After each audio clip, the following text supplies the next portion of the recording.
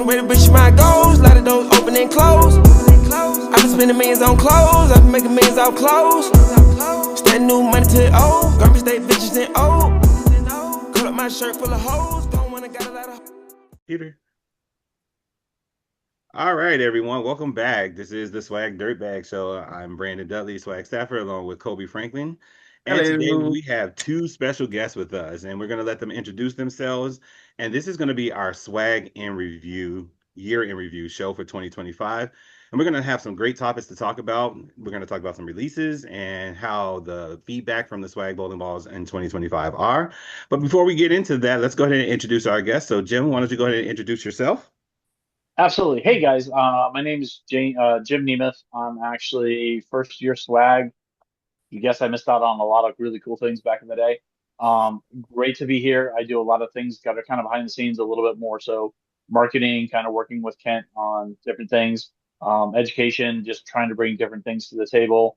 I also help run the swag fans group, which is a really cool place because we talk all things swag. Plus, we'll also be able to provide additional education to our customers and just kind of make things a little bit easier overall. I've been in the pro shop business for a little over 15 years, as well as been a staffer on previous lives. But I'll definitely say that it's been very rewarding to be here now with Swag and looking forward to what we have coming in store. Nice, nice. Thank you so much for that, Jim. And then the man of the hour with us also is Kent. We'll let him introduce ourselves. He's the man that makes it all happen for us here at Swag. So let's, Kent, go ahead and do that. Introduce yourself. All right, my name's Kent Ames. I deal with the retail channel of things. So I work with the distributors and the pro shops. I also handle staff development. So all those staff applications that are coming in, trying to decide who gets accepted, who doesn't, The and boss. handle all of our staff when they have questions and get them the information they need. Much like Jim, I've been involved with pro shop probably pushing 15 years. So doing that on the side as well. And Jim and I work with, stuff behind the scenes with between the Facebook pages and other social media. I have my TikTok and YouTube pages. So always busy, always pushing swag. All right. And yes, Kent is the man that we look to as well as Jim and when we need answers to questions and what we are trying to do with swag. So these are the people. So if you don't know who they are, get familiar with them as you're watching this year in review. And if there are any questions, please reach out to them. They'll be willing to help you with anything that you need related to swag. So our topics for today, like I said, this is going to be a swag year in review for 2025. The biggest thing that happened this year is obviously the rebrand and the new launch and expectations. So guys, you guys want to talk about that a little bit? Obviously we had the swag rebrand and there were some new launches that came out. What was that about and what was kind of the expectations when that happened?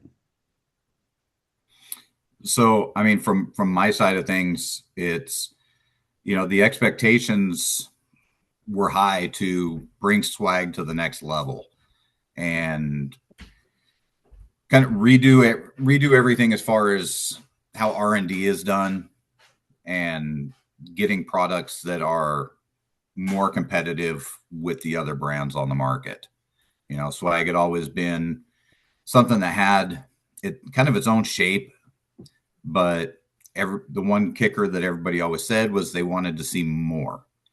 And unfortunately, with a lot of the R&D being done in Korea and with their topography over there being so much different, they would see a ball as being very strong or have a lot of back end over there. But then once we get it stateside, it would be a much more controllable piece. Okay. So just, really rebranding and giving swag a facelift. Okay, and with that R&D, like how was it? Was it more so that you had to develop a lot more on the state side, doing a lot more testing on the state side when it came to that? Or was it just working with the engineer and saying, hey, okay, maybe you guys need this here? Because a lot of companies have what they have their overseas launch and then they have what they do stateside. So how was that for swag? And as far as like what you said, the R&D and developing something that was a little bit more? Really, it was just taking what was already there and just making some little tweaks to it. Okay. And just like cover stock technology, just, some little tweaks there in the cover stock to give the ball some different shapes. Okay. And Jim, maybe you could talk to that too. Did you see some of the early releases and then some of the new releases as they started? Did you kind of see that shape a little bit? So how I saw it, especially it's a beautiful thing here is because, Kent has been from old to new, and I'm just now only seeing pretty much new. But one of the things that I saw when, I saw Swag come through the rebrand, I was like, is this serious? I think that was the first thing is because, understanding exactly what Swag was intending to do. And then so behind the scenes, I got an understanding of what the mission statement was. I got an understanding of, Kent, direction of what we want to do.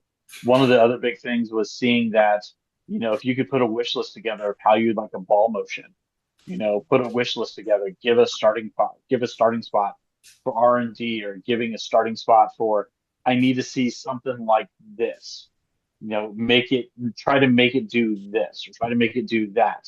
And understanding, some of that education that came from behind the scenes and just listening, you know, Swag all of a sudden was becoming very responsive. And all of a sudden you see these new releases that dropped on January. I'm like, is this Swag?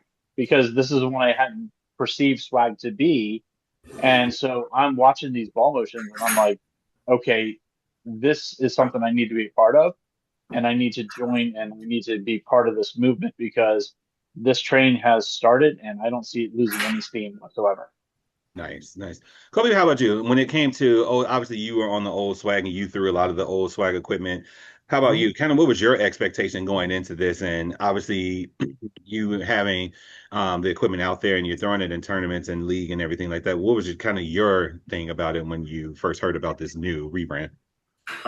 So when I first like heard about it, I was just like, okay, like they're trying something different. There's nothing wrong with being different. Because Swag at that point has built its own identity to where obviously we're not gonna be like a motive. We're pretty much gonna be like the new kid on the block, that everybody's gonna be like scared to try. But I kind of viewed it as like a grand reopening, so to Mhm. speak, of Swag, where it's like, okay, you make like minor tweaks to everything. So the performance, like to the performance side of it, the old Swag stuff, everybody used to always say the Swag doesn't hook, that when they move left that it just rolled out. But then when I looked at the rebrand, like obviously the R&D team is going to be spending countless hours putting something together. And so then when they had the mystery balls obviously come out, and everybody's just sitting there thinking, oh, well, what's that? It piqued a lot of people's curiosity into like what Swag is looking to be. And then once we announced it and everybody kind of like saw what it was, and even like the performance side of it, when we first had it as staff, I obviously saw like a huge difference with the performance side of it, and I started to score a little bit more. Everybody saw that it started to blend the lanes well, so there was a lot more of questions being asked because now everybody's trying to see this train moving, and they're trying to say, "Oh, well, maybe I might need to hop onto something different." In which that speaks a lot to the like the development that the R&D team has done, the job that Cliff and Kent and everybody else has done, and just putting something together to just basically just make Swag a competitor. You know what? You brought up something interesting, and maybe Ken can add a little bit too. You talked about the balls that was kind of the mystery balls. Obviously, that's going to drive buzz to Swag. Okay, what are they doing different? And we're hearing about this the rebrand, but everybody talks about, oh, there's a new ball. Obviously, with the bigger brands, they release quite a bit of balls, and so they always try to bring this excitement to a release. Can you talk about like what the buzz was that you saw as you started to kind of put out there that there's going to be a new Swag and that there was going to be some new releases and it was going to be different from what we had been used to seeing? What was kind of the buzz that you kind of got back from the industry when that kind of happened? Um, I mean, overall, until everything was really revealed, the buzz wasn't huge. The people's curiosity was piqued just because they knew it was the rebranding was coming, but without knowing exactly what it was all about, the buzz wasn't huge. Okay. Once we really announced kind of what the balls were going to be, and of course, you've got all new looks with the colors, you've got all new nameplates. So that's when the buzz really started. And one of the main things we wanted to do to create that extra buzz as well was getting into the distributors, because then the distributors are putting information out to the pro shops that maybe didn't even see the stuff before. Right. So then that created that pro shop buzz, and being able to offer with the initial pack, the initial 6 balls that we did, a package deal for pro shops. Pro shops were coming on board that hadn't dealt with us before. And then, yeah, it's just kind of a snowball, especially when you see those new nameplates, because everybody's used to the old swag. You're used to seeing the graffitis and, some of those mainstay nameplates, the Incredibles. And so when you've got all new, you've got the Dragon, the Judge, the Craze, Fusion, Unreal. And then on top of that, we had new social media people doing reviews on the balls. Right. So again, it kind of falls in with almost like the R&D portion of it, because now you're creating a whole new audience that hadn't seen the stuff before too. So it went from a little tiny bit of buzz about the rebranding to just taking off beyond our expectations. Jim, what about on your side? Is that part of what brought you on? Well, hey, as a known skeptic, and I've known to eat my words, and I ate my words, because honestly, it didn't click with me until I actually had the ball in my hand. I threw the ball, and I was like, wait a minute, that doesn't seem like what I've heard before. And then talking with Charles Hutchinson, and then talking with Luke, and then talking with probably one of the guys that was most critical about swag was Chris Beans. And everybody that had put those balls in their hands, and after they got done throwing it, it changed perception. And I think that was the biggest thing is we can say it's great, but until we have other people saying it's great, then we really can't necessarily judge that greatness. And then when you have every spectrum of people that are saying, well, I'll give it a try, but I've got low expectations. And every time we asked for feedback from them, they were like, wow, like things are going different. Things are going in a better direction. Don't sleep on this. Or, it's one of those things where we may have said the train left the station, but we got a helicopter pad sitting right on that train that's literally bringing new customers on because, we're changing perception one ball at a time and doing it the right way. We're doing it because we're not going to bash another brand. We're going to do it through education. We're going to do it by supporting, somebody that had a 169 average is now averaging 200 because he put a brand new swag ball in their hand and is just absolutely elated. And that's the thing is our brand's going to transcend for everybody. And I think that was the biggest thing that humbled me, knowing that swag has truly changed or has evolved into something that's even more. Let's expound on that portion of it. When both of you guys kind of talked about how it kind of was a small buzz, and then the social media and the people that were throwing it, the Lukes and Chris Beans, like you talked about. After that portion of it, was the feedback more, can it really compete with the other brands? Was that what you guys were kind of getting back? Like, is this ball really serious? And you look at, and the reason why I asked that question, you look at obviously like Kent said, you had a nameplate change, you had different R&D, you're pushing it, you're marketing it differently. So when you put it in a Charles Hutchinson hand or you put it in a Luke Rosdale hands, was there a question? All right, okay, this is something swag. I see you guys changed your logo. Obviously, you see Kobe had the headphones, and now it's a little bit more corporate. Was it more that, all right, you're doing something different? Can it really compete though? Was that kind of what the question kind of was like? Initially, yeah. Because, and part of it was, are these going to compete with some of the Storm and the Motive and the brands of Brunswick? And then it was, okay, initially out of box, yeah, we're seeing the potential here. Is that potential going to last? Okay. Because, you get balls on the market that they're great for 30, 40 games, and then they just start dying. Right. But they're holding up, and, I still get people all the time sending me messages or emailing me, scores that they've shot. And they're like, hey, pick this ball up. I've been throwing it, average has gone up 20 pins. Yep. And that's a big deal. What about you, Kobe? And obviously, like I said, you've thrown mass variety of the swag equipment. When you started to talk about that buzz, was it kind of like as you started to obviously as a staffer, you get to showcase the ball a little bit earlier? Was that kind of what happened with you in the area? Obviously, we're in the same area, but was that kind of what happened? Well, for me, it was like, okay, they changed the logo. And they were just like, oh, well, it's kind of just like a basic logo. Okay, whatever.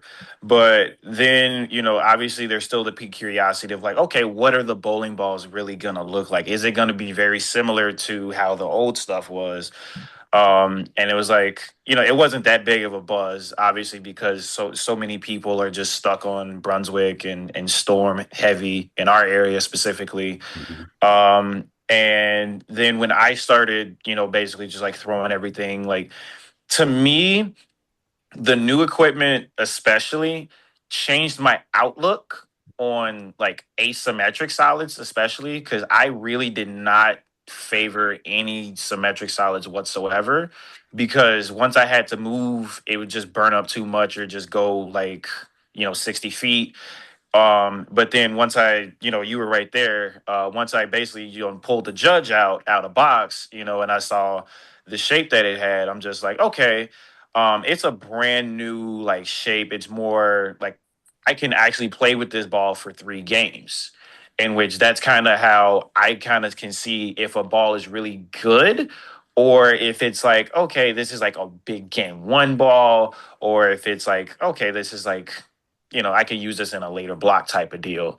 But then after I started like, having like, a little bit of honor scores with it, and then everybody else started throwing it, it was more of like, okay, they're making a bigger buzz. And now let me see exactly what ball it would fit in my bag. So even now, after talking to a few people, a lot of people have like the Black Dragon, which one is like probably the best release of the Mhm. first half of the relaunch. And then even people were looking at like the Unreals. Unreals, a lot of people really weren't looking at like the Fusion, but then, when we look at like the Craze series, especially, a lot of people would say, oh, it's just an entry level ball. But when I put it out there and I even threw it, I was even amazed about the fact that like it really does not roll like an entry level ball. It really rolls like, especially the Craze Solid, it really like rolled for me just phenomenal on the fresh and during transition. It looked better during transition than it really did on the fresh. But it really just like, speaks high volumes to the fact that the train is like you said, the train's moving, and it's moving at a higher speed now than people initially thought. So now everybody's trying to basically see what it's like, so What's Well, next? yeah. I think Now there's everybody's just looking forward to what's next. well, Go, and I Jim. think it's interesting because there's knocking on the door, and then there's kicking the door in and announcing your presence. And honestly, I can go on record and saying the Unreal and the Black Dragon kicked the door into a point that literally had people going, "That's not a swag ball." Yeah, it is. You just didn't realize that we have that capability. Now we have that capability, and so the beautiful thing was called, in my mind, was just called "Prove It." Here, take my dragon, throw it on the lane. Oh, yeah. Does that look something familiar? Maybe, you've been missing that motion for a minute. And that Unreal, it's like, okay, stand anywhere on the lane. It's going to get back to the pocket. It's those when you can talk confident about your product to your customer can then tell that we mean business. And I think that was the biggest thing is on the Unreal and the Dragon were the two biggest prove it moments. And I think Mhm. all the other pieces that came in with the Fusion and came in with the Craze Pearl and the uh, Craze Solid, as well as the Judge, you know, they all complement each other. And you don't go play around the golf with just a putter, and you don't go play around the golf with just a driver. So now I have a whole golf bag coming to me, and it makes sense from step A all the way down to step B, and it just resonates every step of the way. Yeah. Let's talk about the. Oh, did you have something to add to that, Kent? No, no. No. Well, I was Just gonna agree. add also that even when I went to Vegas for like, the TNBA Nationals, a lot of people, obviously from all over the country are there. I'm pretty much like the only person there that I know of that is throwing swag. But there's a lot of hammer staffers, there's a lot of storm staffers, motive staffers. Everybody's there. So, basically to Jim's point, the Unreal and the Black Dragon are like the crowning achievements from the first set of releases. And I even threw like 300 with the Unreal, and then it pretty much the combo of the Unreal and the Black Dragon pretty much helped me win TNBA Nationals mixed doubles. So just from that side alone, I basically had like a lot of like people that hit me up and were just like, I'm really thinking about getting an Unreal after just seeing you throw it in the way that you just threw it. It was just like it's right there. Even though the one thing that I also preach is that with us, you have pretty much 6 months to try our releases. We're not going to sit here and drop a ball every single month. Just, like, okay, this is coming out, but then you save your money to try to get this ball. And next thing you know, okay, well, this is coming out. No, you have 6 months to sit here and try what you want from that. And from a lot of people's perspective, the Unreal and the Black Dragon are like the ones that made pretty much swag have the biggest buzz. Right. Yeah. And those were definitely the top two sellers out of that initial release. And what really made the Unreal special was because it was that polished solid that gave it its own unique shape. And I had people that would end up saying, well, I'm not quite seeing the motion out of it that I was expecting.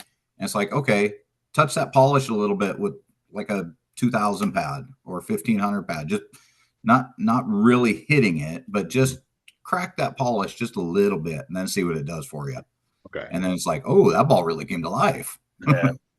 Yeah, you know what? The funny part is, and actually, I was going to go into the Unreal, but before I get to that, the Black Dragon, I actually bowled a tournament here. It was a sport tournament, and what it was a long and a short. And so I had actually releases from both the old and the new. And the Black Dragon was the one release that I had, and then the Swag Buffalo was the urethane for the 34 feet. And I had a guy next to me, and obviously I'm wearing my swag stuff, and he goes, "Oh, you got the new stuff. I want to see what it does. We're on 48 feet. Prove to me that you can do it." And I struck every ball on the left lane with the Black Dragon. And we're on 48 feet, and I'm just up the lane, and you just watch it go through the pins, and you watch it split to 8-9. He goes, "Wow." And I'm watching him throw some of the other stuff that, obviously that people push. And obviously they've been around for years, so they are great at what they do, but they're not getting that reaction. And that reaction was good for that particular pattern, what I needed to see for that particular pattern to throw that ball. But even as it started, obviously, when you throw them that long of a pattern, it's starting to shorten the more friction when you get over there. On the left side, it's the opposite. I was getting more carry now because I'm pushing it that way. The ball never stopped.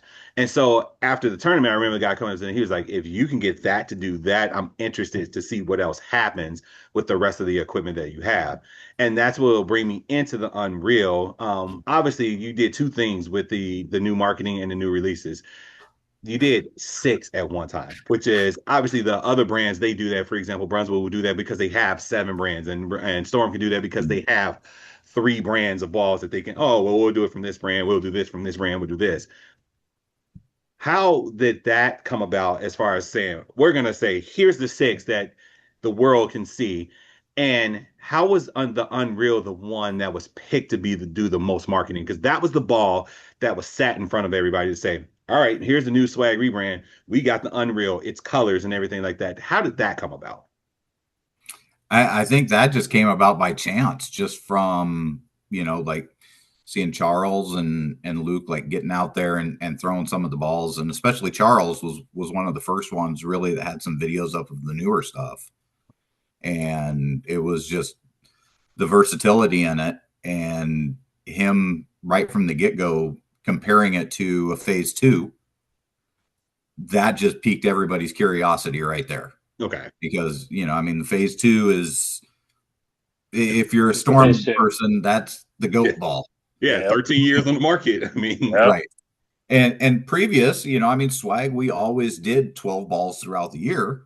We released one ball every month. okay. Well, instead of doing that, making it a lot easier for distributors, it was here, we're going to do 6 at a time. And then that way the distributors could get their orders in, get their stock, and be able to have those available for the pro shops, making it easier for both ends of that. Okay. Was there any worries about when you have 6 releases like that, how to fit it into a catalog for a bowler? Let's say maybe not someone that does tournaments, but maybe just an average, let's say 160 bowler. You put this package in front of them and say, all right, this is what Swag has. We have 6 new releases. Did that ever come about as a thought process to say, it may be a little bit difficult, or was it you were so confident and when you did this release that you could say, of this 6, I know I can put a ball in that person's hand? Yeah, it was just confidence, Okay. because especially with being involved with the pro shops now more through the distributors, it's easier for a PSO to be able to see those balls and see the bowler and see where your tier systems are going with each ball, and be able to pick that right category for that person. Okay. How about you, Jim? Mm-hmm. So one of the cool things that I thought was very appreciative, and I think we can all resonate, is for pro shops, small businesses, they have very limited shelf space. Um, we don't want to replace anybody. We just simply want to sit at the table. And so if a customer comes in and says, hey, my phase 2 may be hooking too much, I need something that's a little bit lower tier, now we have a craze. It's one of those things where we want to complement what the customer already has, and then we'll be ready to replace or give them a motion that they may need something different or they need a replacement. And, it's refreshing to do it that way, because unfortunately what happens with other manufacturers is, the customer may get confused and says, okay, well, what do I buy first? Because they may see something that has a little bit of an overlap, where when you release a ball for 6 months, it allows the pro shop to be more accustomed to exactly what it is. It allows the customer to have a better understanding, and it also allows the distributor to feel comfortable about, carrying it and not having to worry. But for us, it allows us to have an understanding what balls are doing well, what balls may we need to do a tweak on the next release. And I think, Ken, I think that's also the beautiful thing that we've seen is also, when we come out with a release, it's not intent to kill another ball. It's intent to Mhm. enhance something that we've already put out. Correct. So that's the other nice thing is we're not trying to say, okay, the ball you just bought last month is going to be obsolete when we release this new ball. Not even close. In fact, you may not even see a replacement come for about a year and a half. And so that's the other nice thing about it is, if we're all looking at how dollars are being spent, let's see what we can do to make sure that we're spending money wisely for the customer and giving them the product that's going to line up the best. Awesome. Right. And to enhance a little bit on what Jim was just saying is, so many times a brand releases those new balls, and then something that maybe you had already liked is being discontinued. So if you don't jump quick on buying another one to have ready to drill up in case you need a new one, they're going to be gone. To where right now, like these original 6 balls, we have no discontinue plans for them. We've come out with the next launch of 6 that we'll talk about in the future. But those original 6 are still staying in inventory. We're still getting more of those in to be able to stock the distributors, because we still do have that demand for them, people asking for them. Okay. What about you, Kobe? The original 6, when you saw it, what was your process in looking at that 6 and saying, obviously, you're going to be out there in the forefront, you're going to be throwing it as a staffer. What was your process when you saw, okay, here's the 6 that they're giving me, and not giving any names, but when you looked at the 6, how did you kind of look at it and just go, okay, maybe I should buy that first compared to that? So for me, I kind of looked more, I was kind of waiting more for like, RGs and differentials because I didn't want to get like two of the same ball, obviously. When I looked at like, it was kind of hard for me to pick between the Black Dragon and the Judge. But, when I saw like the Judge and how it kind of like had like an even roll for me, like just watching, I'm like, okay, I can fit that in because I basically kind of like tried to fit and make a whole bag for just like the rebrand. So I looked at that. Then I look at like the Unreal where it had like a 251. So I'm like, okay, that's kind of like okay, middle tier. I need something that's going to be a little bit more back endish. And then also the Fusion where it was marketed as a benchmark ball, where I'm like, okay, then I can have like my middle ground point of you know I can have like, the fusion be between the Unreal and the Judge. So when I looked at it from that perspective, I'm like, okay, that could be my bag. That could work for me. And just looking at all the other ones, like when I looked at the other ones, I'm like, okay, that actually kind of looked pretty good because it's picking up where this ball lacks. So then I'm thinking about how I'm throwing the ball, but then I'm also looking at the different motions of like, okay, this could fit this way. So, like I said earlier, everything pretty much plays off of each other, even though it could be asymmetric or it could be symmetric. Everything plays off of each other to where, you can have, these six and in your two bags for league. That makes sense. And yeah, and just off rip, it's like no matter what, you're still gonna have that predictable like motion, and you're still gonna be a competitor on the lanes regardless of what you're throwing. That makes a lot of sense. Mhm. Going back to the original six and kind of expounding on that question, Kent, what I thought was very interesting about the new release and the six that came out is when it released, January, right after Christmas. Nobody else is releasing balls, dead smack in the middle of the bowling season. Did that Mhm. kind of play a part in like how you guys decided, okay, we're gonna release it right at this time because all right, second half of the season, people kind of know what they have in their bag. They're the people that are irritated, not scoring as well. They're going to be looking for something new. You just coming off the Christmas break, so most people haven't bowled in a couple weeks. They're starting to get that interest back in bowling. Did that kind of play a part? Because I always thought that was interesting. That is like the number one time to release a ball because most companies release it right before the Christmas break and right as you're going, so they Right. can get them as Christmas presents or whatever. In this case, you guys did it right afterwards, started a new year and it still generated that buzz. So was that part of the thought process? Um, not so much. I don't think. A big part of that was kind of the official rebranding started in January. Okay. The old California bowling ran right up till the end of December, Okay. and right at the beginning of January is when the rebrand took over. And we wanted to basically just hit the ground running. Okay. We wanted to make a buzz, and we wanted to make a buzz quick. And it did. Obviously, That's it did. definitely. It really did. That was always a question in my mind. I go, why right then?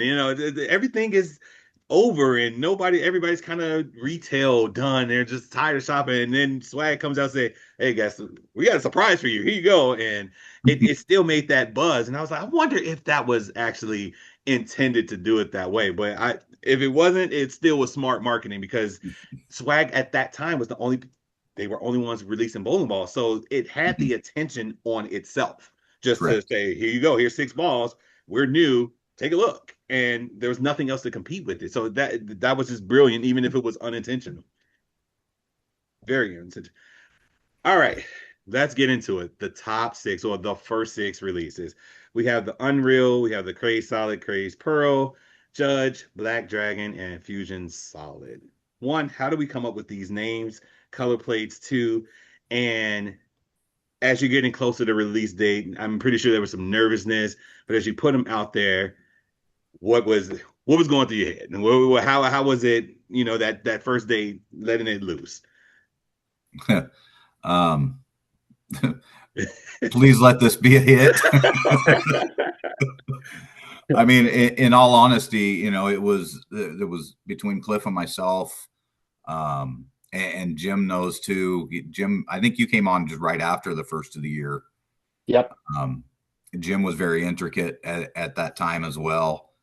And Cliff and I were pretty much daily conversations about, everything getting ready and ready to launch, and so many nerves. I you can know, only imagine that. because a part of it was, we building up to it, um, getting everything going with distributors.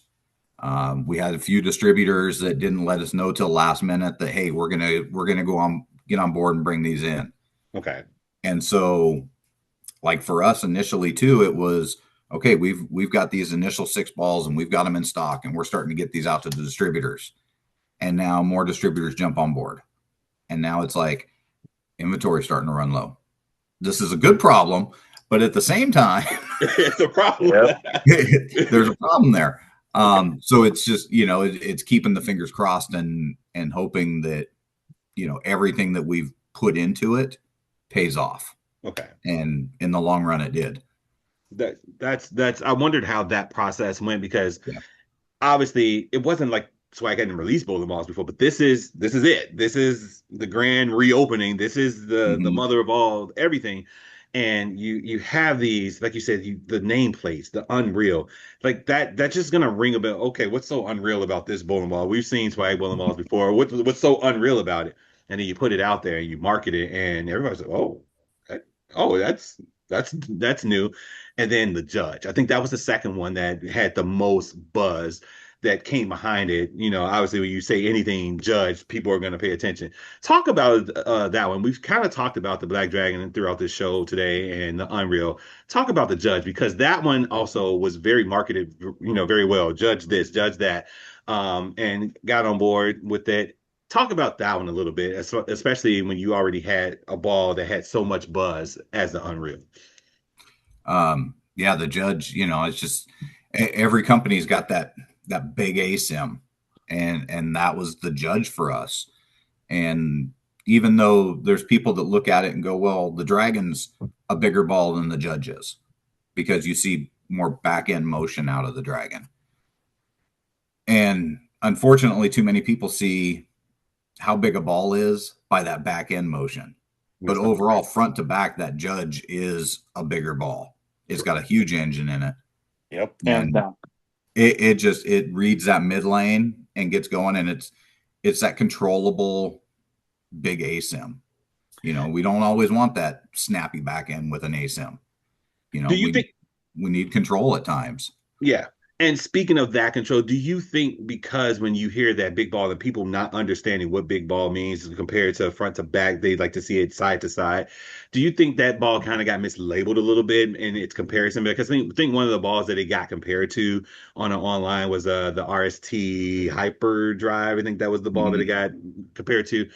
Do you kind of look at that and say, no, that's not what we're doing, that we want specifically this? And do you think because people hear the judge and big ball that it got kind of mischaracterized of what it should do? I think so. I think a lot of people just maybe underrated it a little bit, because honestly, it's a great ball. You can go Dragon Judge 1-2 combination one way or the other all day long. Okay. And it's not that one's playing weaker than the other. Each has its own specific strength. Okay. I would have to agree with that. Kobe, I know obviously us being teammates, you threw it quite a bit. And where we bowled at Stardust, when you first pulled it out and me looking at the numbers, I'm like, you sure? Like that's a big ASIM. You sure you want to do that here? And you just went crazy with it. So your thought process when you finally put that judge in your hand and say, all right, I'm just gonna go full force with it. What was kind of yours? I kind of looked at it and I was just like, you ever just like look at a ball and you just say, I'm gonna strike with this thing. Like I really like this thing. That was pretty much me with that ball. Like that was pretty much just me, just straight up with that ball, where I'm just like, obviously like the biggest thing for a lot of bowlers is shelf appeal and just logo, right? I'm like, okay, I just tried it out, threw a couple shots. I'm like, okay, it's like not that bad. But then once I threw it in practice and I saw how much in I could miss and miss out, I'm just like, oh, this ball is good. And then, over the course of the day, even during the transition, I'm like, I'm still striking with this ball. I'm like, I just went front 10 with this ball. I'm like, okay, cool. Then the next game, I go front 11 with this ball. I'm like, wow. I'm like, yeah, I am really amazed by this thing. And just thinking about what we're bowling on, it pretty much just amazed me about the motion that it still had and how much it was still driving through the pins as I was moving further left. In which that same day, I still remember the conversation that we had where I told you this ball is very comparable to the XL. Mhm. And I did not lie. No. I did not lie. And then once I showed you, I'm like, okay, boom, here's 820. And I looked at you, I said, are you gonna get it now? You know? And you were just like, So I might have to, I might have I to. mean, you made me So look like a bad staffer. That day. Everybody's like, no, okay, he's throwing it. What are you throwing? And what's this right. black thing Nah, you're throwing? Black it, Dragon. You should be throwing like that. I mean, and that thing right there, it just amazed me, especially for like Ken said, it's a big ball with a big core in it. It just amazed me how well it rolled and how well it carried. Because a lot of things, like, it can be a big ball, but if it's just gonna die out, and like, it's not like, okay, it served its purpose, but 1 through 3, it still was competing. So I'm like, wow, that ball, it seemed pretty good. In which I personally think that a lot of people kind of like judged it unfairly, like, no pun intended. That everybody was looking more at like the Unreal or the Black Dragon, obviously because of the logos, the shelf appeal, and the marketing on it. But it was kind of like every brand always has that one sleeper ball. And for me, I feel that the Judge was that sleeper ball which is for the odd. first sub. Which is odd because it was marketed. I mean, it's the Let It Judge You and all the things that came out about it, that it was a sleeper ball. But like we talked about, it seems to get mischaracterized, and I don't understand like how a ball with those numbers can get mischaracterized. Now, Ken, I'm pretty sure you bowl in a lot of sport tournaments, and obviously there's things you could throw in house in sport. When you kind of saw it on, and all of you guys can kind of answer this question. When you kind of saw it on those patterns, those different from the house where you have the built-in hook, compared to now you have more of a flat pattern and you have this big engine, and sometimes those patterns need a ball with a bigger engine so it can slow down off the bat. How did you see it comparable to maybe what other brands had, and where you could realize to yourself, okay, you know what, I can touch this with a pad and I can have what I need, and maybe I need to go to something else like the Black Dragon, but for now this could be what I need? Unfortunately for myself, I didn't really have those opportunities this year because I had dealt with a whole bunch of health issues. Okay. So I was, until just a couple weeks ago, I had done 0 tournaments since the relaunch. Okay. So unfortunately for me, I don't have an answer for that one particularly. Okay. What about you, Jim? So, big proponent of this. If I needed a tank, I'll get a tank. If I needed a fighter jet, I'll get a fighter jet. A Judge is a tank. The Judge is going to be that thing that's just going to dig. It's going to see the pattern, and it's going to give you exactly what you need at the time you need it. Henceforth, Judge. You're judging a tricky lane pattern. This is where you're able to kind of get that. Pun intended. But yeah, Kobe, you definitely judged on your end, and you actually worked out. And Yeah. so sometimes, consumers may see something that they want to see, something that's more flashy, like a fighter jet. Something's going to get down lane, turn, and just show some spectacular movement down lane. Whereas the Judge, it's going to be maybe a 1 or 2 foot sooner motion, but it's going to be stable, consistent, and deliver. And sometimes it's hard to market stable, consistent, and deliver until you actually put it in your hand and you say, wow, I can pretty much do a lot of different things. And I know if I need that ball, I have that ball.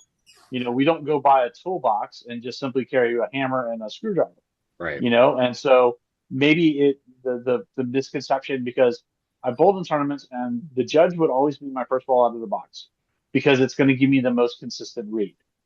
It's going to let me know exactly what it's doing, whether it's hooking too much or hooking It's going to give me a consistent read and allow me to work my arsenal or my bag based off of what I see from the initial read. Okay. Because I may go Judge Dragon in this tournament, or I may have to go Judge Unreal, or I may even have to switch and go Judge Craze. It just depends on how long I can keep the shapes. And I think that's the biggest thing that we can also touch on for the six balls. We had very well defined shapes that made it very easy for our customers to understand exactly what they were going to get and not feel like they were lost. Because I know sometimes when you get the newest release and it's maybe has a hockey stick motion, you may throw it, it looks perfect in one, and then the next shot you try to do it in overhooks or underhooks.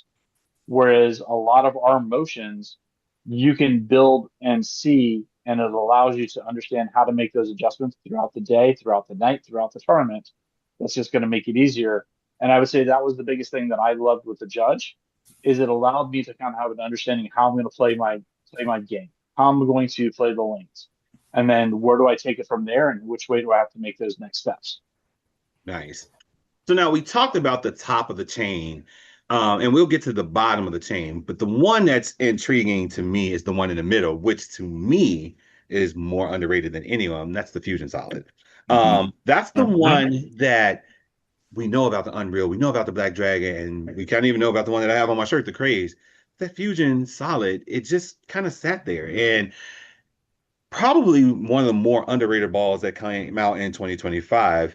What did you guys see specifically that when obviously you just talked about how you go from judge to this, judge to that, but even in your analysis, you went from judge to Unreal, judge to Black Dragon, or judge to Craze. We totally missed the Fusion Solid, which is the benchmark in the middle.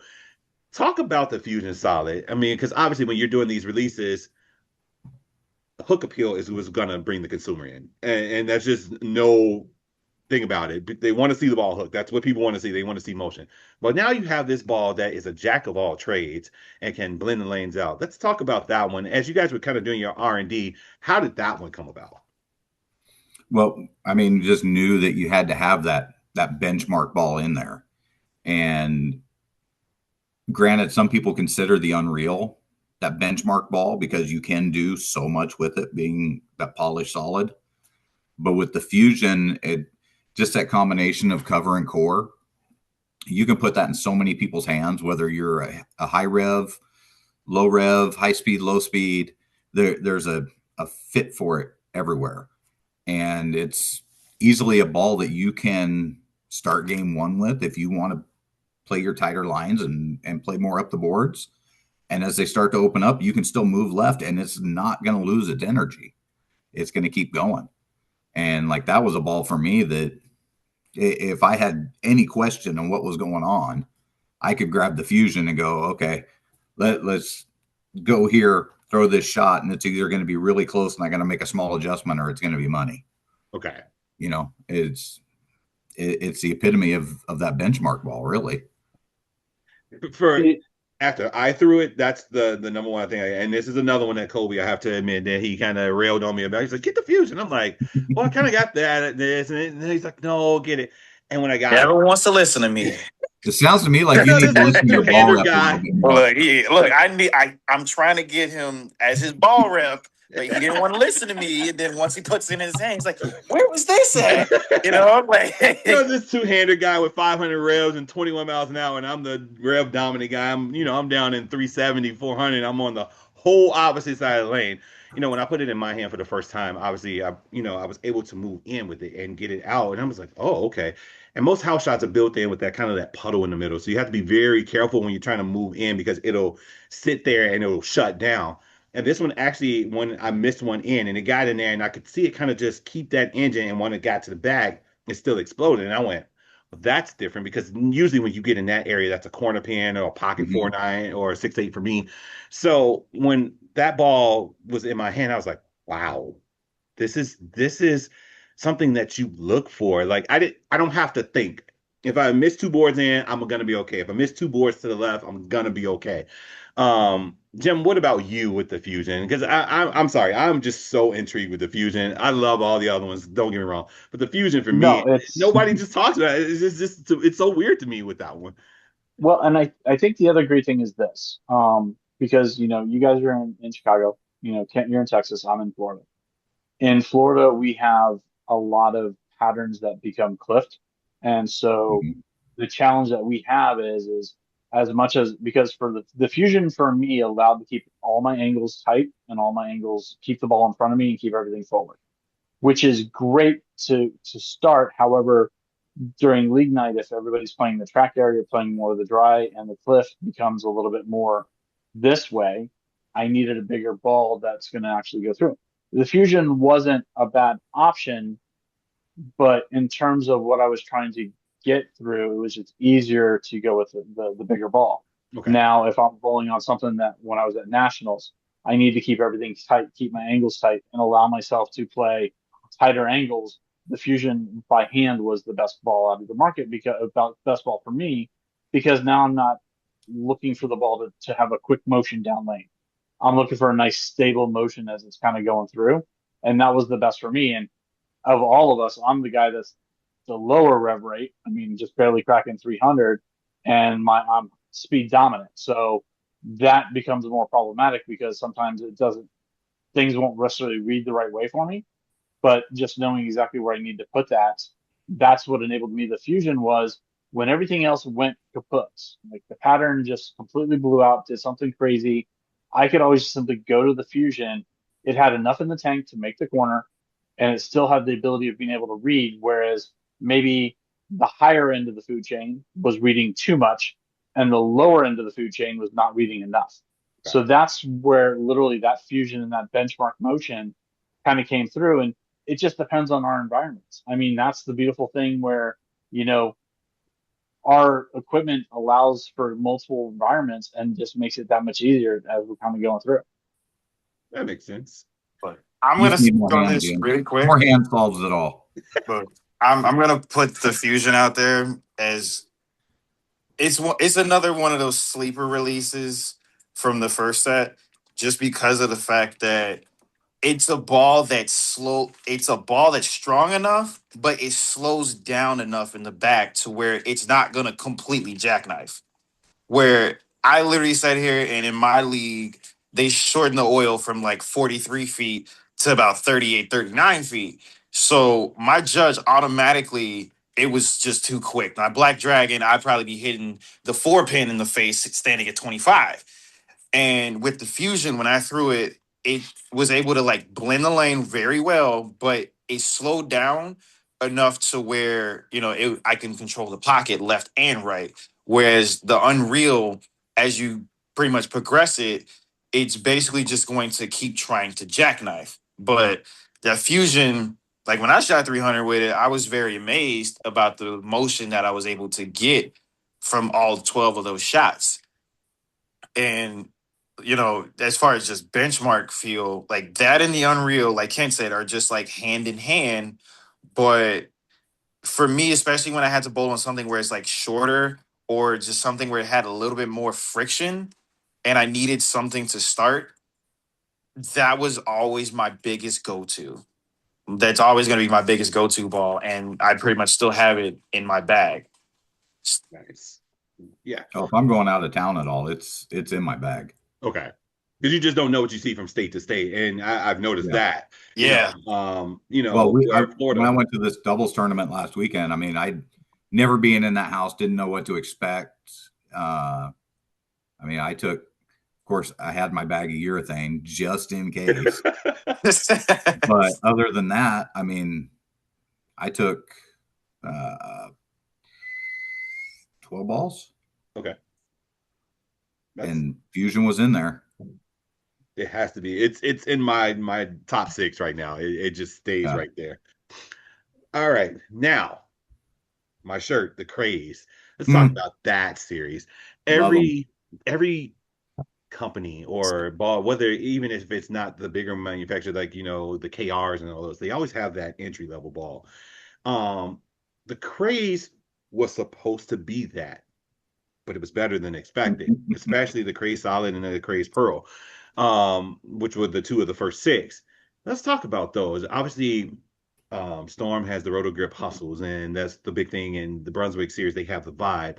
let's talk about the craze and how it fits that mold for the bowler that, as Kobe said, they shortened the pattern from 42 feet to 38 feet, and it kind of gives you that entry level feel. But it really wasn't entry level. It was really just money. Talk about that one, Ken. Obviously, you said with the Fusion, you always have to know that you have to have a benchmark ball in your bag. But when it comes to these lower end, it can get very tricky because you're going from lower end to just almost plastic, and you got to be very careful in that area that it doesn't do anything but enough Right. for what that dry has. So let's talk about those two and why you decided of the top six, that was the only series that had two balls of itself. So let's talk about that. Well, because when we originally came out with those, it was, we didn't want to give just one option, and that would being, we had so many solids in that first run. I mean, everything was solid except the Crazed Pearl. Okay. So to keep a little bit of variety there, adding that pearl in, and that's a great place to kind of see where you're at with your polish and your pearls is that lower end, and definitely wanted to build off of what Swag had done in the past with some of the lower end stuff and have that low end price point ball that with the proper drilling can be usable for anybody, but definitely outperform the price point. Because what you don't want is you don't want somebody getting a ball and then throwing it and going, well, it was a low price point, but I get the movement out of it, but it's dead at the pins or it doesn't really want to move. So it's creating that lower ball that's still going to perform for your high rev rate guys or your 70, 80-year-old senior that just needs to kind of dump the ball out and watch a ball walk and keep it controllable for them. But giving that pearl and solid option was key. Yeah.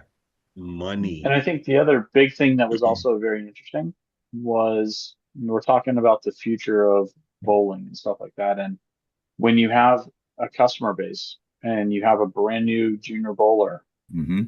whether you're bowling 10 pounds all the way up to 16 pounds, it's the exact same core.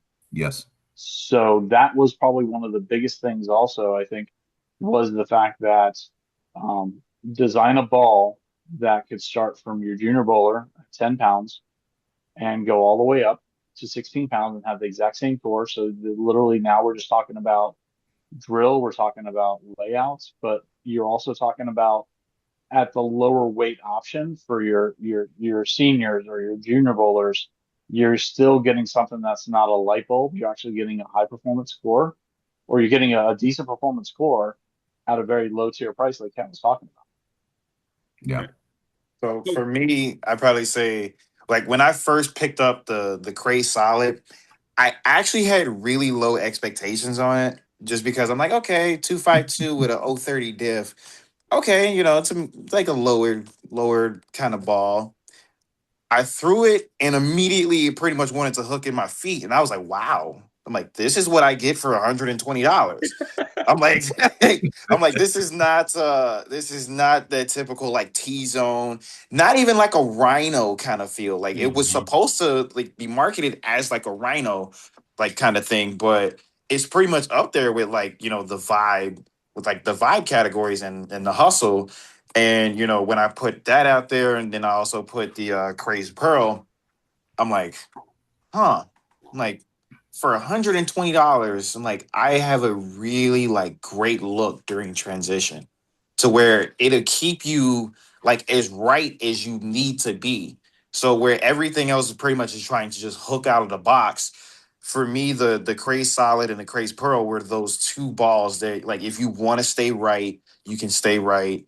If you want to like kind of move in, you can still stay with the solid. But if the lane was just absolute toast and you needed that one ball that could basically control everything that you needed it to, the Crazed Pearl was the one that just fit right in. Yeah. See, like last year when I was having my health issues and lost weight, lost muscle mass, still trying to bowl league, very fatigued and everything else, that Craze Pearl, that was my baby, because that was Sure. I could just take some hand out of it and set it out there and knew it was going to walk back. Yeah, I don't know where Kobe gets away. Earlier he was saying about standing on 25, other than throwing 20 something miles an hour. I'm starting the night between 30 and 35 with my feet. So They got different kind of oil up here. I don't know what to tell you. yeah, Not stressed. Chicago is Blessed, really not different stressed. when it comes to that. Especially some of the houses that me and Kobe bowl in, Hillside and Stardust, which they are owned by the same owner, but they are totally two different houses. Totally different. One has 10 300s a week, and the other one is if you carry in there, good luck.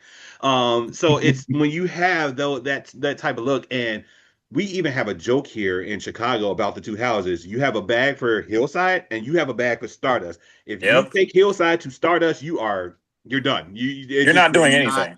You walk in You're not those doing places, anything.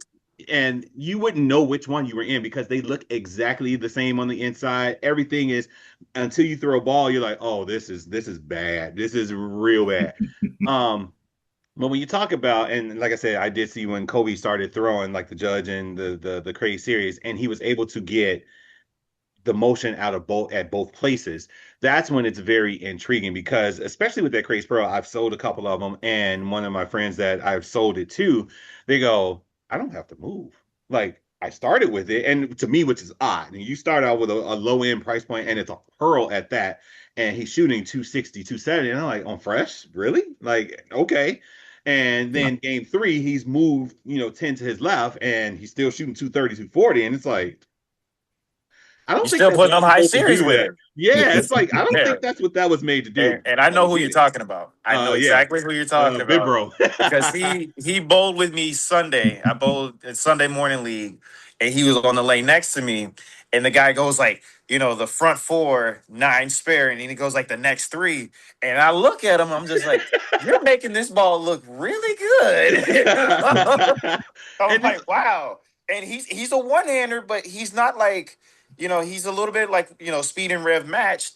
But the fact of the matter that I joked with him about it is the place that we bowled at, it has such an over-under reaction.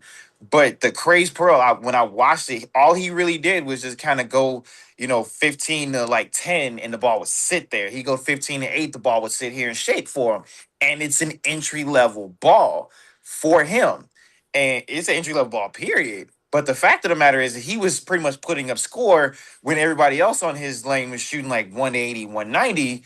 And I'm just like, that ball is looking really good in your hands. And don't think that people aren't looking, because people will always look at a bowling ball that'll strike when they are struggling.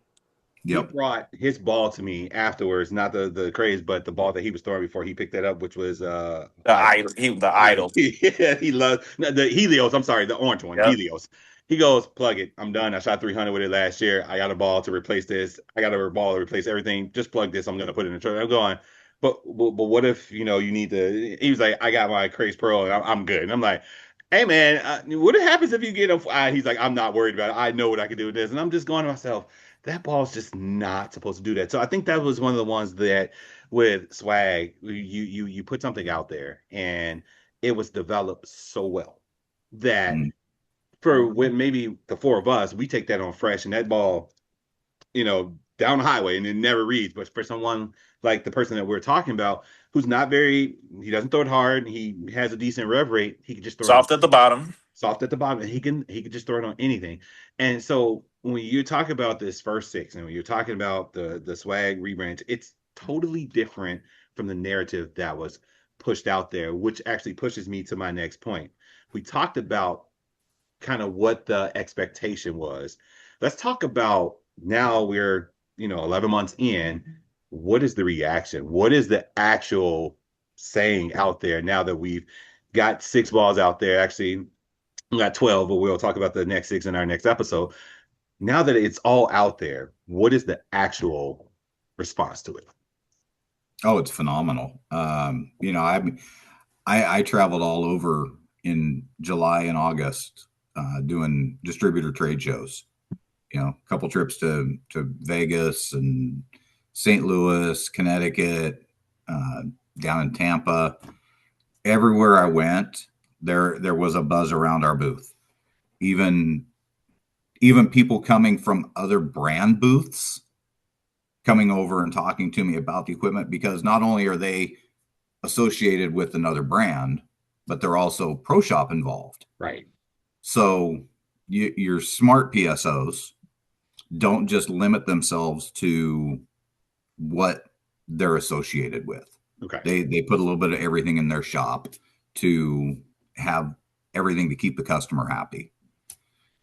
And so I had a lot of those people coming to the booth and asking the questions and putting in orders for stuff for their own shops. And so the buzz has been good, and it's just still continuing to build. Nice. And I think, there was, when we released this new 6 that we'll talk about in the next episode, everybody was buzzing looking at those and saying, how well those first 6 did in their shops, and they were really looking forward to getting these. And even at that point, had people asking me, okay, so you're going to release these next 6 balls now. What's next? They already want to know what's next. What's after that? What do you've had this success? What are you going to do to follow that up?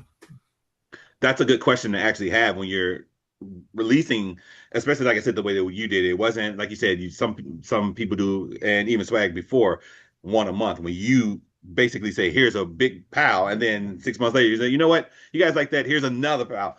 That's a very good response back to say, okay, you did that and you did that, so what's next? Wait, we're trying to worry about this. What do you mean what's next? So that's one of the biggest things in the past too was, because we weren't with distributors, was getting pro shops to work with us. And it was, some shops would just order here or there. We had a few loyal shops. But now at these trade shows, I had guys going, hey, in my shop, I've got a guy on Brunswick staff. I've got a guy on Storm staff. I've got a guy on Motive staff. What's it going to take to get a guy in my shop to be my designated swag guy? Okay. So now you have that dedicated person, and so that kind of starts to put you in all regions. I mean, obviously you have staffers in all regions, but when you have that pro shop guy that's throwing the equipment, that's who people really, when you have a pro shop, someone, a PSO that really throws the ball well, that's who people are going to trust. If they're getting a ball drill there and you see that guy throwing it and he's throwing it well, that just ups the ante, because they say, well, he drills it and he throws it and it looks great in his hand. I'm going to trust that guy to put this ball in my hand. So that's also a big thing for Swag to have. Jim, how about you in that sense? Well, the first 6 was shocking. It's just absolutely, hey, surprise, we're here. One of the big things that I also appreciated was that we had a story to tell. Every ball has a story. Every ball has a purpose. Even when we do part 2, the next segment, even the biggest thing the thing that we preached, Kent, myself, and everybody top to bottom, is consistency, deliverables, tell a story, have it make sense. We're not going to drop something just to drop something. We're going to have it make sense. We're going to tell you where it's going to fit. We're going to show you how it makes sense. And that's kind of been some of the core foundation, I think, that Kent has instilled. And we've taken that with social media and marketing, is to maintain that level of consistency from point A to point B and then some. And I think that's been the biggest thing is making sure that the story we're saying makes sense. We can explain in detail the why. Why did we come up with the Black Dragon? Or why did we come up with a judge? And having that story to tell resonates with our consumer base, because now they understand. I think sometimes it gets lost in the sauce, is the fact that there isn't a story that's being told when you release a bowling ball. When we release 6 bowling balls, we're going to tell you the story, and we're going to tell you how it's going to fit into your arsenal, whether it's a swag arsenal or it's a mixed arsenal. Because here's the thing, our egos are in check. We understand people are going to try different things. Would we love them to be swag? Of course. If it's not, that's okay. We're okay with understanding that we just simply want to be part of our consumers' journey to higher scores and elevations and stuff like that. What about you, Kobe? And we understand that, not every not every ball brand is going to be a fit for every bowler. We understand that and we're okay with it. If somebody comes back to me and says, hey, I tried this ball and I don't like them. Okay, I'm Okay. sorry it wasn't a fit for your game. It could have been a drilling issue for that person, or it could have just been not a fit for their game. We're okay with that. Thanks for trying it. Right. Hopefully maybe in the future, maybe you see something else that piques your curiosity and you'll try Try it that. and maybe that one will Right. fit you better. But we're going Absolutely. to educate. We're going to educate and we're going to help and make sure that we're there with them every step of the way. And I think Mhm. that's the other biggest thing is the more that we can show to our consumer, our fellow person that's spending the money on this bowling ball, it's like having tech support for this bowling ball. We're going to be there every step of the way. We're going to help support the pro shop. We're going to help support the bowler. That's how we're going to be different, is just maintaining a high level of consistency. That's going to be supported every step of the way. Nice. Kobe. For me, as far as like buzz now, um, I have a lot of people still asking me, "Are you still throwing like anything from the first six?" Like, I tell people a lot of times, don't like if I'm throwing a ball, don't compare what I do to what you do because that's just something totally different, obviously. But I just because I'm sitting here throwing a ball well doesn't mean that I can't watch. Like I can't watch you and then like watch. Okay, what ball would actually fit in your hands at that time, or how you bowl as a bowler. And I even have a guy in my league on Fridays. He literally sat here and he just got a crazed pearl for his birthday. And he came up to me yesterday. He's like, "Man, I don't know what y'all doing over there at Swag, but this thing rolled really good. Really good." And I'm like, I'm glad you like it. The man's like 84. He's just doing it just for fun, and he's still just throwing the ball. I'm just like, okay, that's phenomenal. But the fact of the matter is as far as like just the success from the first six is actually like just astounding me because, I have a lot of people that are like hammer staffers, a lot of friends that are, storm staffers. They're even kind of like looking and they're like, okay, what's next? Like you guys have pretty much had like you pretty much hit your peak. Mm-hmm. And I pretty much just say, no, You haven't seen like anything yet. no, like we're just getting started. Like, just the motions that we have now, like even with the next six that we'll talk about later, just the first six alone, I'm like, the first six motions, like they all fit, like they all fit in my bag. They have all looked phenomenal. I can take them out of state. I can pretty much feel confident. It pretty much brought a newfound confidence wherever I bowl at, no matter on what, because I know that whatever I have in that bag is still going to work. Mhm. And even with the first six, that's been established enough to the point that everybody can be, oh well, this is like what Swag started out with. Okay, let me try it out. And then if you like what you saw from the first set of releases, then you're gonna say, oh well, what's next? And then you can kind of branch into the next ones, in which, like Jim said, every ball in our arsenal pretty much has a story to tell, in which everything that we have, like all of our sets of releases that we'll pretty much like throw in the future, all have a story and all pretty much are playing off of each other to the point that everything will basically just be a newfound success. In which for us, for me, um, it's brought a new level of consistency Okay. for me. Here's where I thought it was different. I had a night on a lane a couple weeks ago, and I was just throwing the ball terrible. And it's just one of those days where you just can't do anything right. You're questioning your mechanics. You're in your head. You're like, did I throw it right? Did I miss it on the bottom? And I was throwing the fusion from the six, and I still the whole night I shot. I think I shot like 205, 195, and I was really just grinding. But it wasn't conditions. It wasn't the ball. It was literally the operator. And the guy walks up to me. He goes, talk to me about that. Talk to me about the ball. I'm like, it's not a good showcase. If I'm throwing it terrible, he was like, that's the point. He was like, you're not yourself today. And I watched that ball get you out of trouble, give you a couple breaks, have the same motion. And for me, when I heard that, I go, we're doing something different. because if somebody wants a ball or wants to get more information about a ball that I'm throwing absolutely terrible right now, that shows that they feel that that particular ball in their hands, thrown the right way, can elevate their game. And the shots that I did execute well, obviously I struck and the ball made the beautiful motion and made it clear the deck. And the guy goes, "Yeah, you threw that one like yourself, and look at the result." And I threw one right after that was bad, and I still cleared the deck. He goes, "And you threw that one horrible, and you still cleared the deck." If I can get that, I want it. And when you have a brand that starts to do that, which some of the other brands they have done it for years, and now we're doing it, that's a successful story. That's one more question, and then we can go ahead and end it up. We talked about the buzz and kind of what it is now. Obviously, you have a Hall of Famer that's showcasing the ball right now.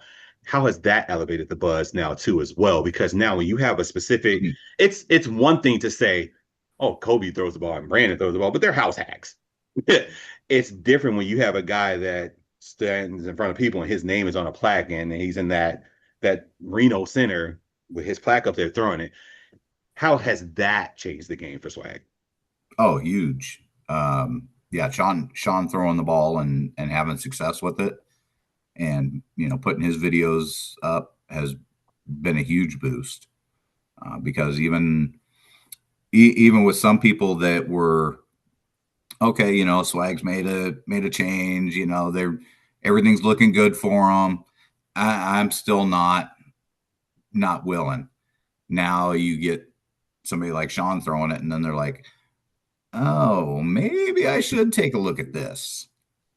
So yeah, it's been a huge boost. And how about to the PBA community, for example? Obviously, we're not on the PBA tour right now, but to that community, how is it big for that community to come back too? Does that have more eyes on it to say, "Oh, okay, well," because now they're going to ask him questions. They can ask us, and we're going to be biased. But how has that also just kind of put more eyes on Swag that you can think of? Oh, it has, because I know I've been contacted by different guys across the country that are regional players, talking about with seeing him throwing it, it's piqued their interest, you know, asking what's your plans, and they're thinking about getting some stuff, but you know in some people's minds it's still everything that they get, even if you're just a regional player, everything they pick up is something that they want to be able to take to tournaments. Okay. I think an interesting question, and I appreciate Sean validating and taking it upon himself to give us a try. I think that was a very um, gracious move. He didn't have to. Nobody's holding a gun to the head and saying, "Hey, can you give this a try?" And I think Kent, you can also speak to this. I mean, let me guess. It doesn't cost $10 just to PBA register. Right. You Yeah. mean wait? I mean, does it cost $10,000 to PBA register? No. I wish. Right. So for our consumer base and for those that understand, we've been talking about this whole entire journey, and we're talking about making the moves make sense. And having a validation by somebody that bowls tour PBA saying these things are great. I can see where this is going. For the ones that are frustrated because the question gets asked all the time about PBA registration, maybe we're just not just quite there yet because we still have things that we want to do, so that when we do something and you're seeing what we're doing now, if we're doing it right and the way we feel it's going to make the most amount of sense, we can take the dollars that are being vested Mhm. into PBA registration and the money that it would take for PBA registration to happen. And if we can apply it a different way, that's going to help us help our consumers and also then eventually grow us to that next level, which is PBA, I think is a much more smarter move for everybody and just Yes. understanding. And again, as we've said before, and Ken said it, hit the nail on the head, is there a frustration that you're not going to throw swag because we're not PBA? Okay, I get it. I understand. I'm sorry that's the case, but I'll assure you, you know, 5 to 10 years from now, when we're doing this show as a recap for the 10th anniversary, people are going to be asking us, "Hey, you still got that judge in your garage?" because that's going to be called now a gem, Yep. right? We know the Black Danger Zone was a gem. The Rotogrip Cell is a gem. That Swag Judge will be a gem down the road because it's going to be that reminiscence of stuff. Mm-hmm. And so it's been exciting. It's been fun. I appreciate Sean, giving us a thought and a try. And for those that may necessarily, if that's what they're going to hang their hat on, that says, okay, you're not PBA registered, so I'm not going to pay any attention to you. We get it. We understand. Yep. But I'll tell you that that's a very narrow vision and a very cool environment, and you may want to give us a different view. I was gonna say, as far as like Sean doing it, like Jim said, we're pretty much just like very gracious about the fact that even somebody like his caliber is even willing to, be the one to like push it out. Cause, as far as me and my TikTok and everything, that's one thing. Not everybody would pretty much know who I am, but Sean Rash basically it has an established name. He's a household name across a lot of different states, to where a lot of people would listen to him because he's been on a lot of different staffs, and he's been on the tour for at least a good like 15 years. So, with him pushing, especially like the Craze Hybrid, even the Black Dragon Pearl, no matter how he's putting it out there, the fact of the matter is that he's putting it out there and he's showcasing it to where, it's showing, the versatility this swag has and how far it's come from, basically just being under California bowling. Yeah. I would agree with that. And I'll say, like myself being a PBA regional bowler, do I selfishly want to see the swag balls PBA registered? Yes, by all means. Even when I was bowling the doubles in Paris and using some of the older equipment, well, I actually only used one ball all day. But no spare balls. No, I don't own one. But I could see where there was times when it was like, man, if I had the Black Dragon right now, or if I had this right now, this would be absolute money on this. Yeah. So selfishly, would I want to see the PBA registration? By all means. But from a business aspect of things and being able to focus that huge amount of money for PBA registration and investing that back into the company, into R&D, new cover stocks, new cores, all of that, marketing, that's where it's at to get it to that level. Because once you invest that much and get to a certain point, then the PBA type registration fees and stuff can come a lot easier. That makes sense, because now obviously you're going to be selling more. And Sean is from the area where me and Kobe are. We have friends that bowl with him. So that I actually have a friend that bowls in the league with him. He goes, "Hey, I saw Sean throwing it was a release from the second 60 Craze Hybrid." And he goes, "Dude," he was like, "that thing is white and it is ugly and it just destroys everything in its path." And I just had to laugh because I'm just going, that's me at a buffet. That's me at a buffet. And he looks it up. Buffet.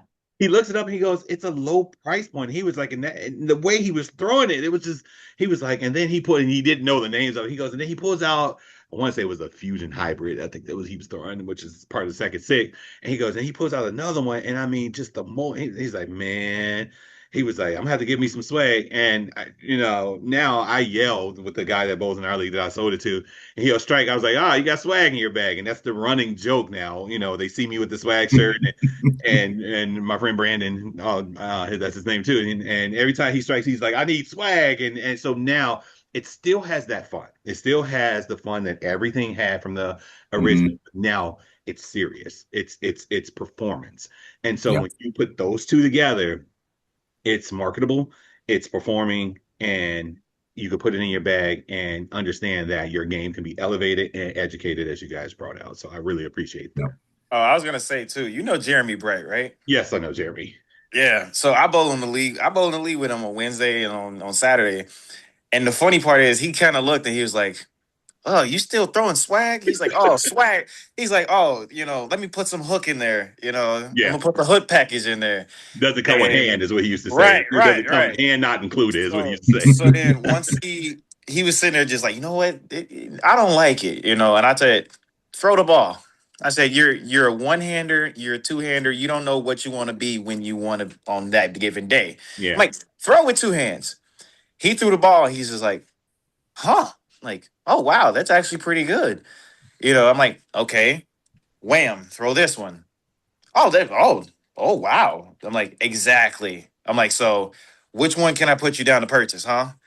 And And he was Jimmy like, throws the ball great. He throws it really great. he's just like, you know what? I might have to sit here and take a look on the website, because now, with him throwing it whichever way he wants is pretty much like creating way more buzz across the whole city, actually. Yeah.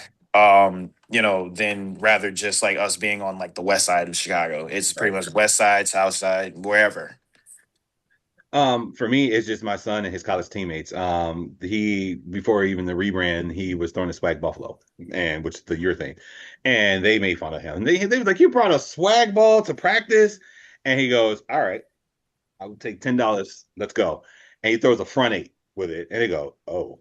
They was like, "That's their year thing," and now and he would even get on me. He was like, "Dad, come on, you're throwing swag. You're too good of a bowler." And I'm like, "You just wait and see." And the fusion, which was the ball, the minute he saw me throw it, he goes, "I want that. I want that." He was like, "That is it right there." And he went and actually watched Charles Hutchison throw it. And he was like, "I absolutely want that." And again, when you're talking about the success that he has right now, he's one of the top 30 bowlers in the country. When you have that type of success and you have someone that has seen all the patterns, that has seen pretty much what you could throw out there, because the college kids, I think they bowl on stuff that's harder than PBA sometimes. Some of the stuff, Absolutely, absolutely. the I stuff can that's attest created to for that them. one. I can attest And to he that looks one. at a ball and goes, "That in my hand is a weapon." So Because I it's believe, emotion. It's emotion that he's looking for because Yep. that's what and you hit the nail on the head. Change perception one consumer at a time. That's it. Change perception one consumer at a time. This is a marathon. It's not a sprint. We're going to be here and we're going to be talking about amazing stuff for quite a long time. And we're just happy to just be able to share it with our fellow community. Well, absolutely. and we used to have a kind of a motto or slogan back with the old California bowling, going back to when I first started with the company a long time ago when it was only Lordfield. Through And those that two. Lordfield slogan was um, changing bowling one bowler at a time. And now That was look at it. it. Look, I was gonna say too. Like I remember, because I used to bowl like the PBA LVC, like the league-based championships that they have over there. It used to be in like Wisconsin, then they brought it to Mount Prospect. So for the 2 years that I bowled beforehand, I was throwing Brunswick, and I would kind of be like I'd strike a little bit, but then I'd basically just struggle in the middle of the day, and I'd basically be okay, like in the hundreds somewhere, get like top 100. Okay, cool, that's no problem. But then I pulled up this past year and I had like a swag ball. Like I had nothing but my swag arsenal. I had like the Incredible Phenom, I had like the Xmas, and then I had the like the GOAT, the graffiti tracker. And they were just like, "Oh, you're throwing swag on this?" Oh, they're like, "Oh, good luck." They're like, "Good luck." And I looked and I said, "Okay." I said, "Find me after this is over and tell me where I am." Like, find me after this is over. So after everything was said and done, out of 415 bowlers, I was in 14th, and he was all the way in like 200th, and he was like, "Okay, I'm sorry." He's like, "I'm sorry," but then he started just like, "Okay, like if that's what the old stuff is like on patterns, like what do you think the new stuff would have done?" I said, "I would have probably been in top five." Like, just being straight up. And I shot like 1408 for 6 games and I was still in 14th. Yeah. But it like that just pretty much just shows that the new swag releases, especially the first six, brought like a newfound confidence to everybody. They're just like, oh well, I can have this in my game, and I don't have the same problem that everybody else has. Absolutely. Well, Yeah. gentlemen, we are done with episode 1 of the Swag of the Year and Swag in Year in Review for 2025. I appreciate you all coming in and giving your perspectives on everything that happened this year and giving your personal stories.